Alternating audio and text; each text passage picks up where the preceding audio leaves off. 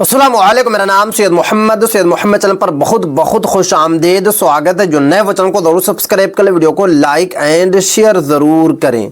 ये वाली जो वीडियो है पूरे भारत के जितने भी स्टूडेंट्स सरकारी नौकरी की तैयारी कर रहे हैं उन सभी के लिए ये वाली जो वीडियो है काफ़ी ज़्यादा इम्पोर्टेंट है, क्योंकि सुप्रीम कोर्ट ने सरकारी नौकरी लेने पर नया नियम बनाया है।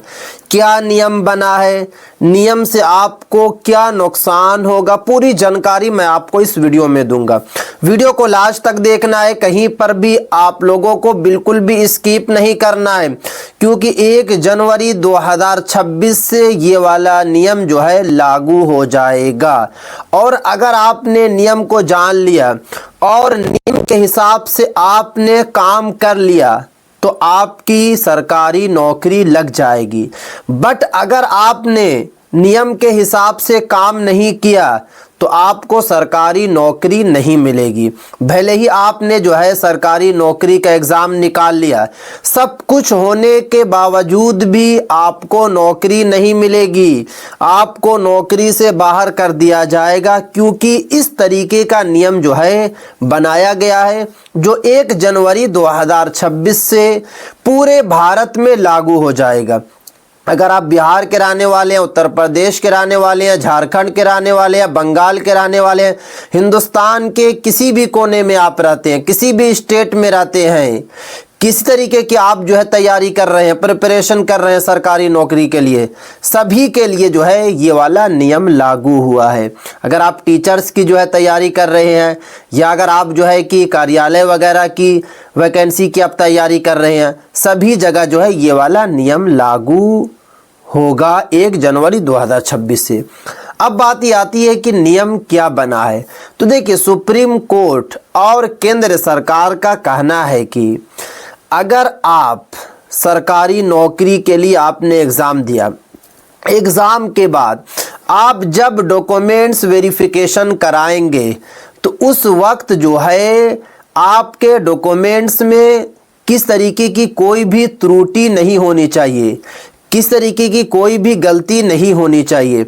जैसे कि 10th की सर्टिफिकेट, 12th की सर्टिफिकेट, ग्रेजुएशन की सर्टिफिकेट, या अगर आप बीटेक वगैरह किए हुए हैं, बीएड वगैरह किए हुए हैं, डीएलएड वगैरह किए हुए हैं, तो सब में जो है नाम सेम होना चाहिए, फादर्स का नेम सेम होना चाहिए, डेट ऑफ बर्थ सेम होना चाहिए, सब कुछ जो है सेम होना चाहिए।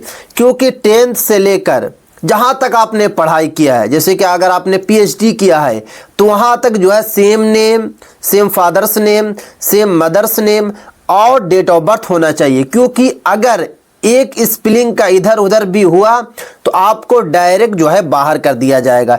क्योंकि अगर मैं अभी की बात करूं, यानी कि 1 जनवरी 2026 से पहले यह था कि अगर आपके सर्टिफिकेट में कुछ गलती है, कुछ त्रुटि है, तो आपको टाइम दिया जाता था। सरकार जो है टाइम देती थी, 1 साल, 1.5 साल, 2 साल का टाइम देती थी कि आप जाकर जो है सही करा ले और आप नौकरी भी करते रहते थे। बट अब ऐसा नहीं होगा। आपने जो है फॉर्म डाला, आपने एग्ज़ाम दिए, एग्ज़ाम के बाद आप क्वालिफाइड हो गए, आप जैसी वेरिफिकेशन कराने जाएंगे वहाँ पर कुछ गलती निकलेगी, डायरेक्ट आपको बाहर कर दिया जाएगा, वहाँ पे क्रॉस लगा दिया जाएगा। तो इसीलिए अगर आपके सर्टिफिकेट में कुछ त्रुटि है, कुछ गलती है, तो जल्दी से जल्दी जो है आप लोग सही कर ले। उसके बाद सुप्रीम कोर्ट ने यह भी कहा है कि आने वाले वक्त में जो है आपके 8 से जितने भी आपके अटेंडेंस वगैरह हैं, रजिस्टर वगैरह आपने मेंटेनेंस करवाया, सब कुछ को जो है चेक किया जाएगा, सही तरीके से डीपली चेक किया जाएगा।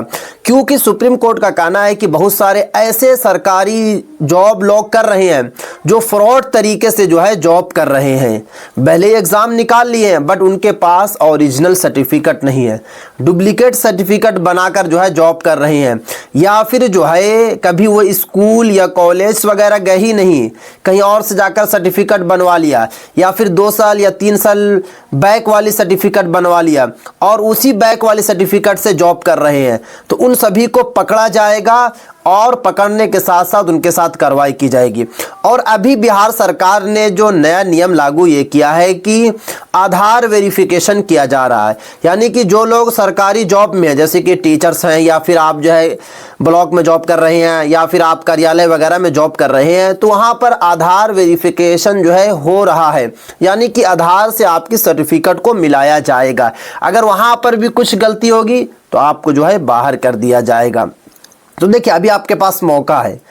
सबको ये बात पता है कि सर्टिफिकेट जल्दी सही नहीं होती है, 10th की हो या फिर 12th की हो, ग्रेजुएशन की हो या फिर पोस्ट ग्रेजुएशन की हो, जल्दी सर्टिफिकेट जो है सही नहीं होती है। आप बोर्ड का चक्कर पे चक्कर काटेंगे बट सही नहीं होगी, क्योंकि अगर आप जाएंगे लगातार जाएंगे भी फिर भी वहाँ पर सही नहीं होती है।